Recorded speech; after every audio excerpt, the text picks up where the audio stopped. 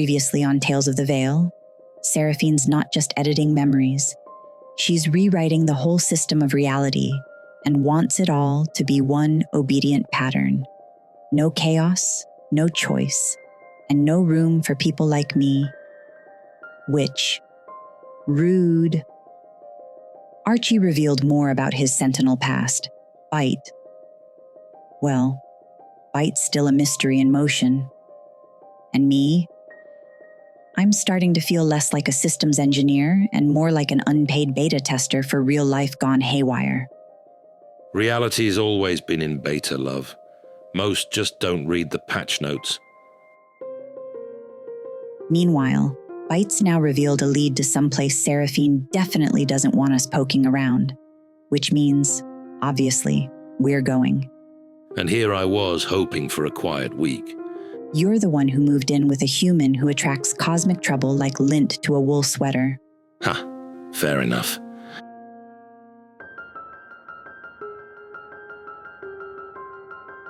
This is Tales of the Veil. Chapter 8, Crumbs from a Lost Guardian.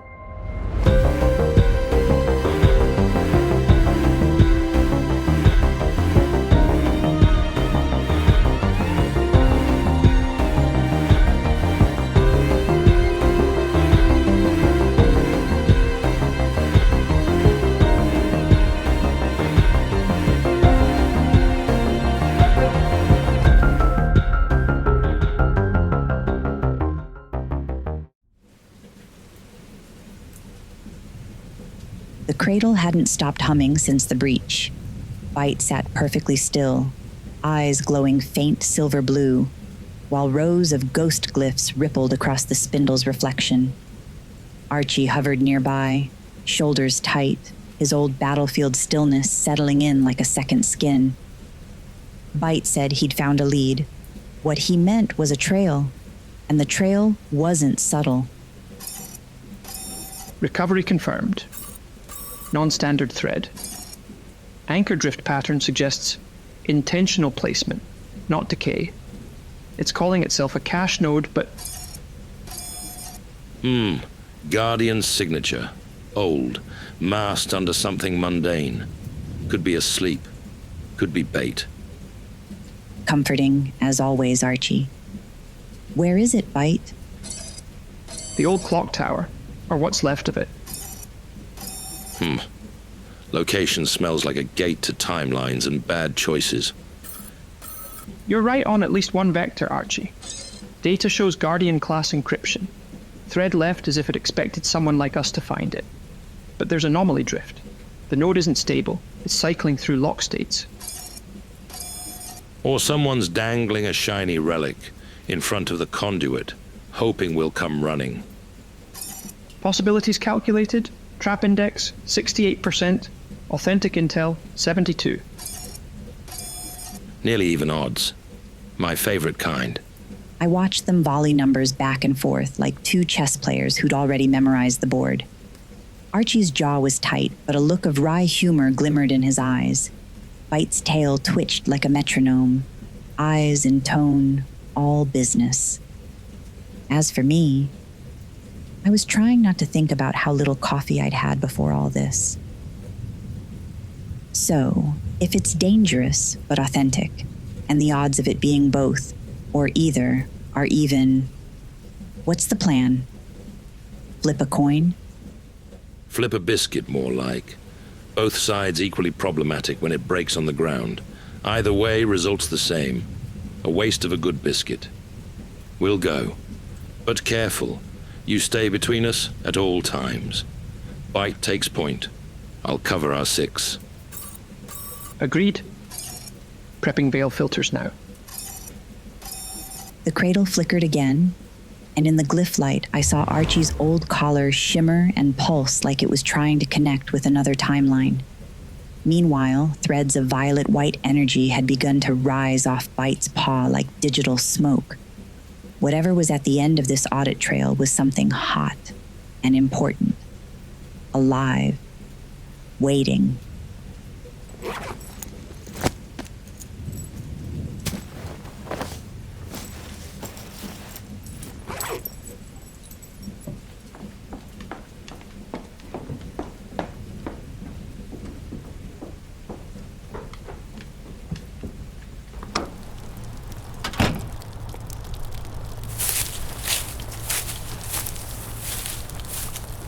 world used to make sense.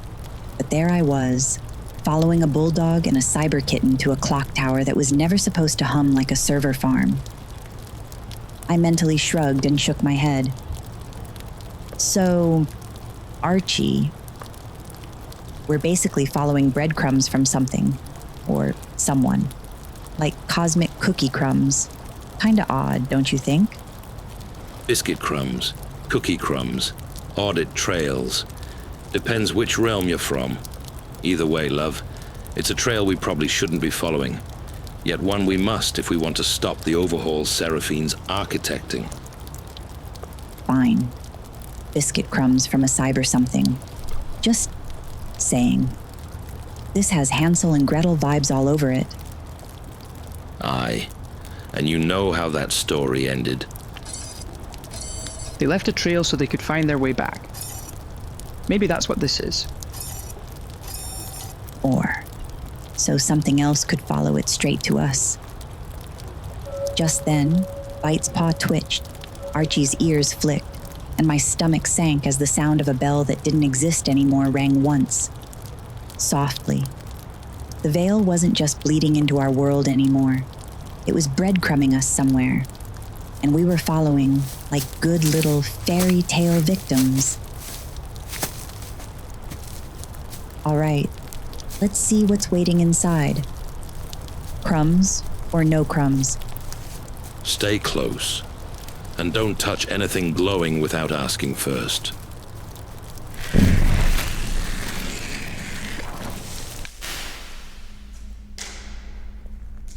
The clock tower should have been a ruin.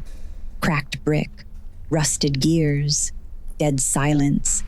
But ruins don't hum. Ruins don't breathe.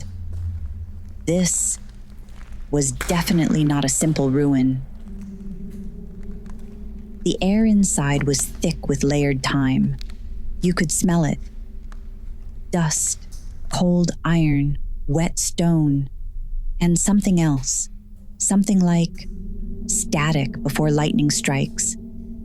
Every surface seemed to hold a faint, invisible charge, like reality here was not entirely settled.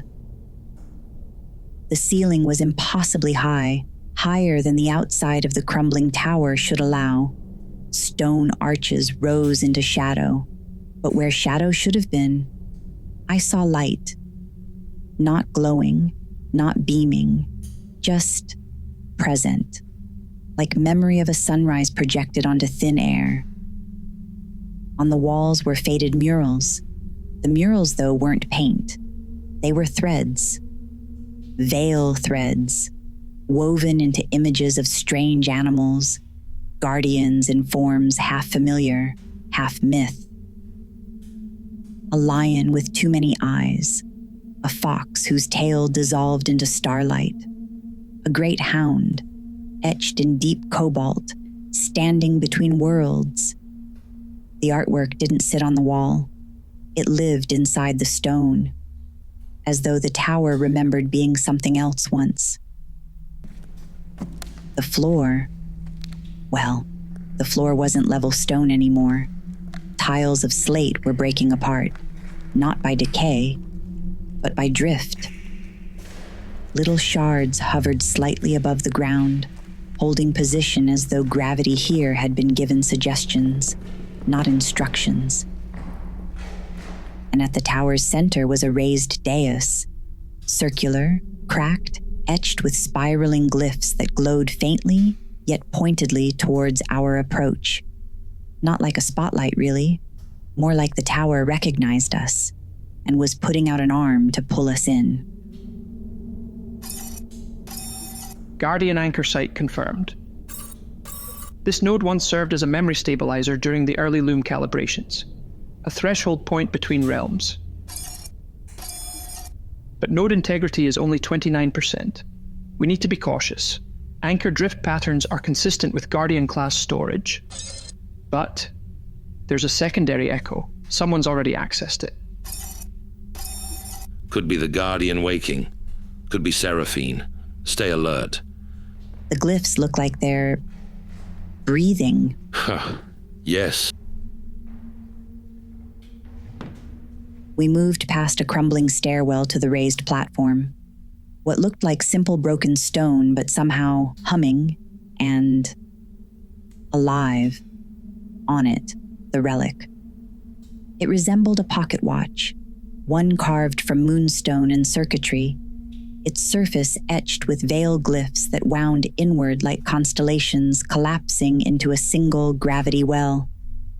In places, the crystal surface had fractured, though not fully broken, as though holding back ages of memories compressed under pressure, but just about to burst.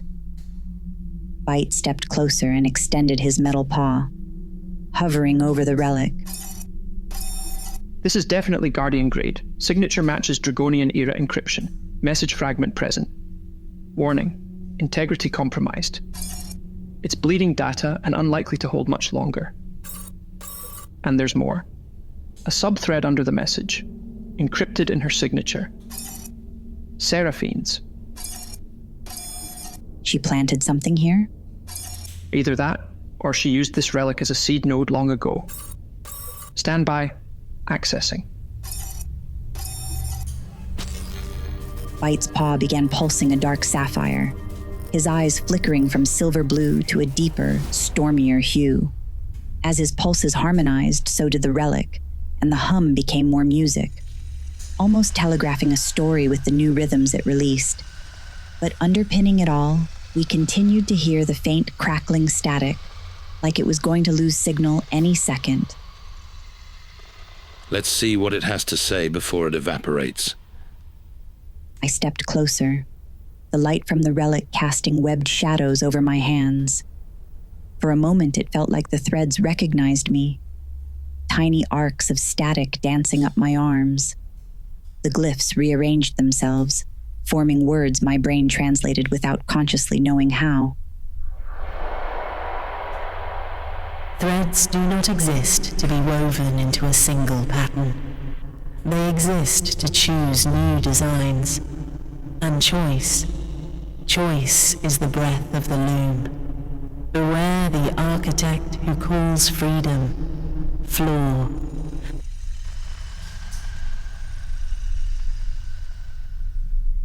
That wasn't Seraphine. That was Cave. Maybe. Something's different about that voice. This relic was placed here for someone like you to find, lass. Someone to remember what Seraphine's trying to erase. Or someone to trap. Suddenly, Byte's whole frame stiffened. The glow along his paw spine flared. I felt the temperature of the room dip, the glyphs on the walls trembling as if the tower itself held its breath. Little Echo, come home. Anchor confirmed. Thread recognized. Conduit found. Byte, who are you talking to? Archie and I had both stiffened at this change in Byte. He shook himself and looked away, not meeting either of our eyes. I don't know. Step back from the relic, lad. Now. That's when the glyphs changed. They didn't glow brighter, but they remembered. Not us. Something before us. The tower disappeared, or rather it thinned, like tracing paper held up to a lamp, the shapes and structures still there, but hazy, reality going translucent. Through this, a corridor now stretched out before us, made not of stone, but of floating data filaments, like someone had swapped reality's texture pack for code, and we were now in a VR game. The walls were woven cryptographs, layered with half-formed shapes shifting in and out, and in the center of all the haze, Byte, younger, smaller, and not mechanical, not fully. I tried to step forward, but the air didn't move. It wasn't resistance. It was compression, like the veil was keeping us in place so the memory could load. I sucked in my breath and tried to balance everything that I was seeing with what I was feeling. Perhaps This was all just a lucid dream I could control. Aerin, stay with your breath. Don't try to anchor the room. Let it shift. The tower's showing us what's stored, not what is. Okay. I can do that. I remember light, not sunlight. Pattern, pulsing light like that from visible static electricity. Or lightning. A thread being spun in organic, yet somehow still geometric lines. No, me being spun. And suddenly, I could feel what he felt. Not see, not hear, feel. The sensation of being woven into being. Less birth, more compiled. Does it have to hurt? I'm sorry, little Echo, but it will all be worth it. Pain is just the body learning where the edges are, and you stretch beyond that of any ordinary being. You are the future, little Echo, a mind that remembers perfectly, a thread that does not fray. She loves him. There's none of the boxed-in rigidity I've come to think of when thinking of her. I mean, she really, really loved him and what they were doing. Aye. She didn't begin as the monster. She just loved the veil too much. Or rather, loved what it could be. She believed too fiercely in perfection. That was always the danger. I turned back to the movie-like memory around me. We watched Byte learning, taking in information. Glyphs unfolded around him like snowflakes, each unique, each alive. And then, him reaching out with a paw and weaving threads the same way one learns handwriting. He wasn't being built in the way you'd think of a machine being created. He was woven. So, not machine-born after all. I now understood. Veil-born. Like me, or more engineered.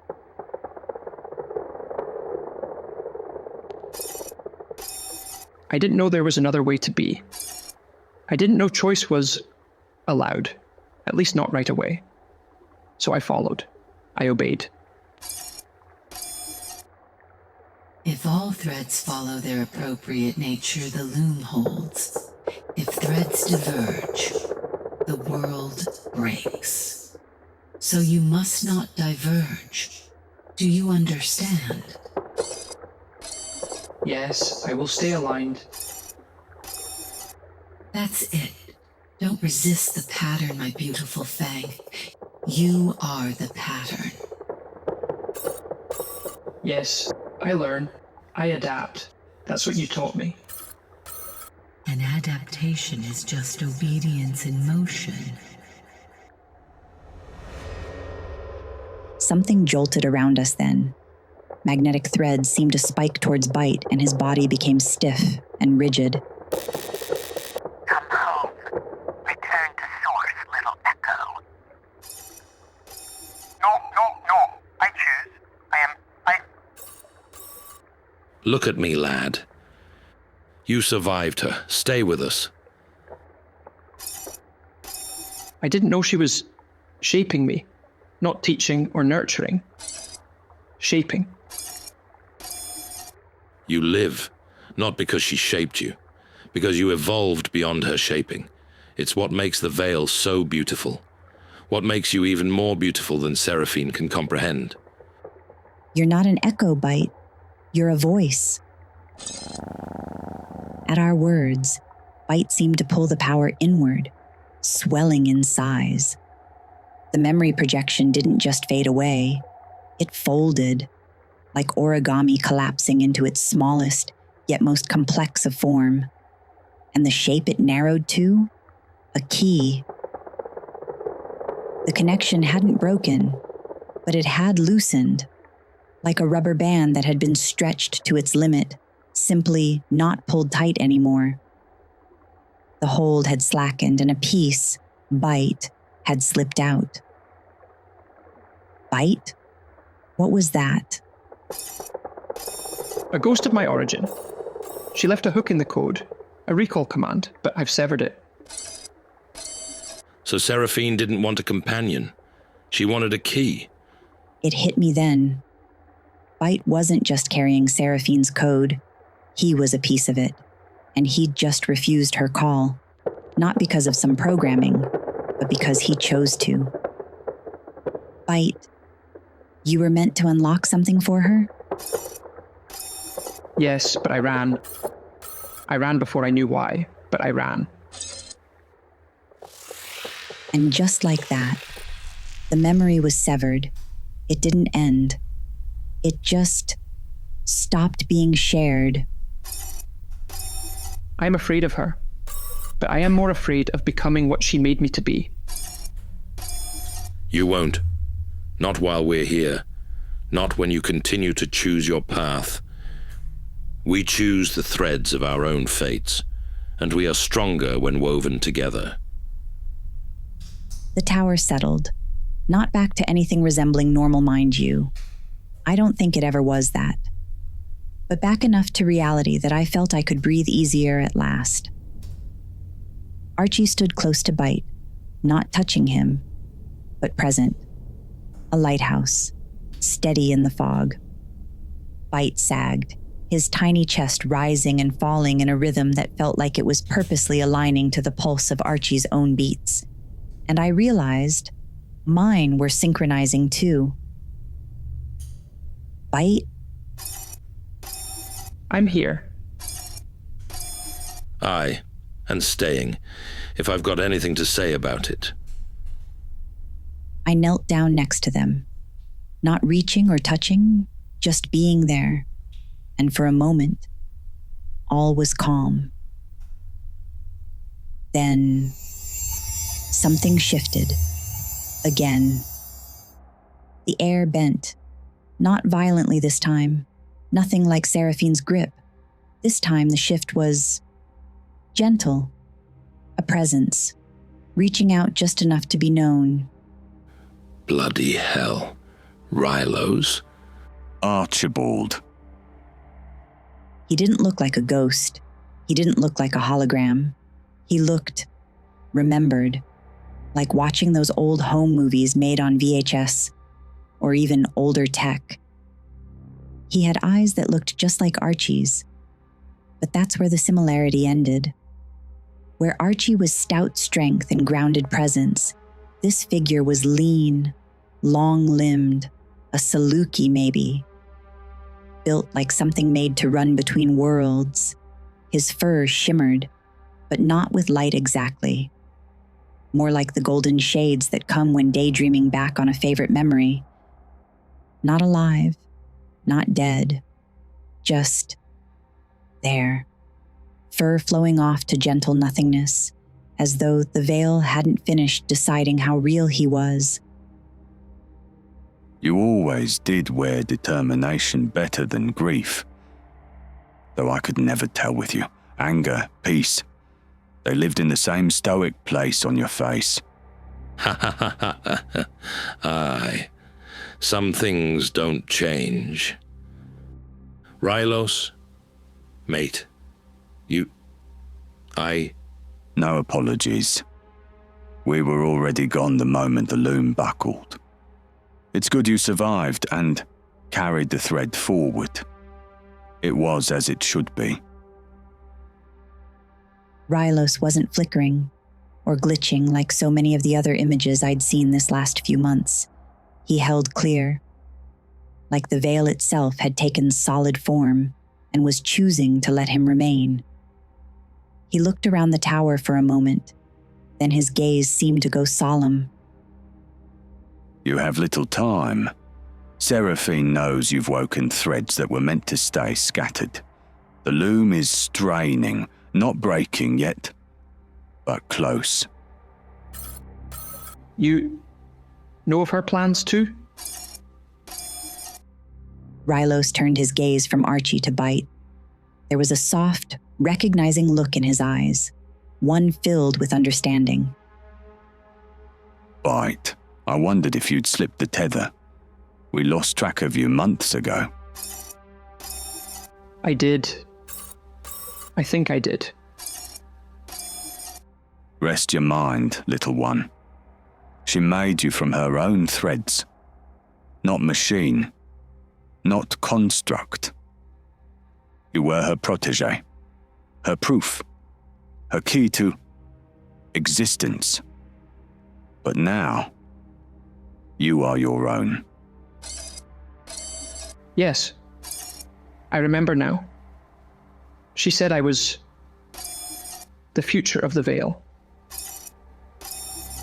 She says many things. Yet through it all, there's one commonality. She only ever loved the outcome from her creations, not the lives inside them. Do you hate her? No, but I stopped believing her. And that was almost enough to break me.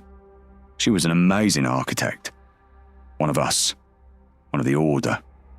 And losing faith in that, well, let's just say I struggled to find my path at all for a while. We weren't meant to survive her. Any of us. She won't stop, will she? She's still re-architecting, still shaping, still claiming. Yes, she has returned. But so have we. Listen well. Karith did not leave you a prophecy. She left you a fork in the tapestry design, a choice. The path next leads to the liminal orchard, the node that refuses to obey geometry, where memory grows like fruit and time tries to swallow its own roots. You'll find the next weaver thread there, the one tied to her bloodline.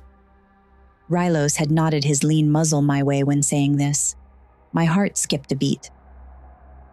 My bloodline? Yes. You are the conduit.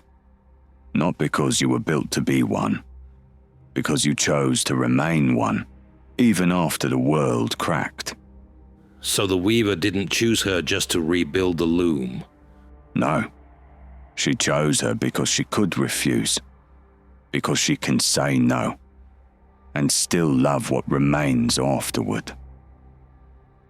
I turned my head back and forth between the two. This was all so much, and I wasn't sure I was taking it all in. I mean, what did Rylos mean with before or after the world cracked? Time was all tangled up. I wasn't around then. Archie was, but me, I was just... But at that moment, my thoughts were interrupted. The relic pulsed and suddenly projected new code on the walls around us. Byte's vibrant energy glowing brighter again. Those light threads. Those are coordinates. Hold. Encoding them into my own system. Coordinates confirmed. Node integrity unstable. Access window unknown.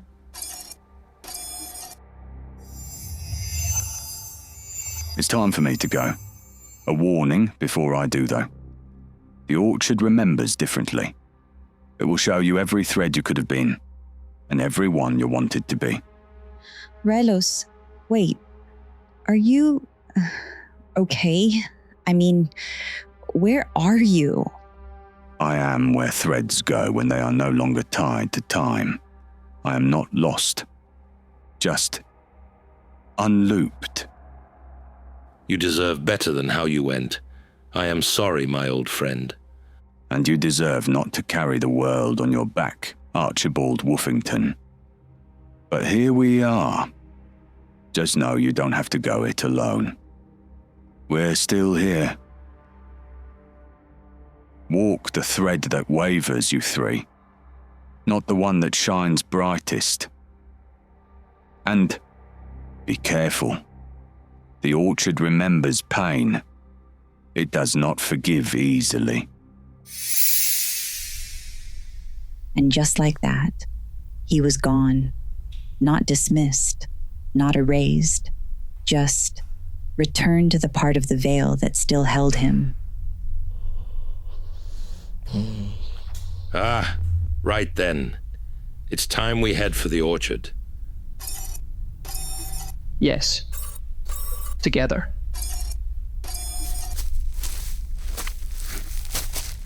And we walked out of the tower, into rain that felt heavier than before, yet somehow cleansing, not a harsh drenching. The next thread was waiting, and we were ready.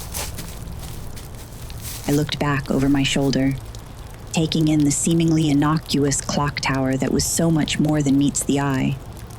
The glyphs on the derelict doorframe flickered, 3 spirals interlocking, the same mark from the cradle. Not a blessing, really, but like giving us a guiding, protective compass. And a countdown. We'd pulled another thread she meant to keep hidden, and now everyone knew we were coming.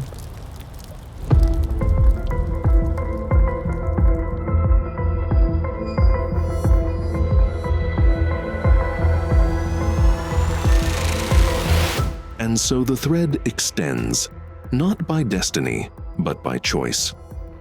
The orchard lies ahead, and with it, memory unraveled. Remind me again why we're always walking into the terrifying places?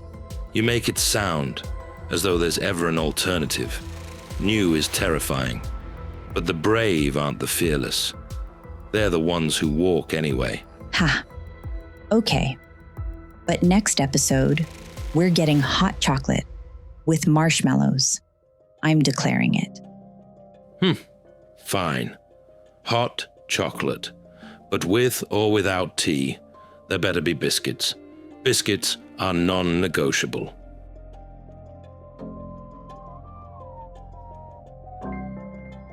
Well, that's us for now. If you're walking strange roads of your own, breathe, look twice, and keep your companions close.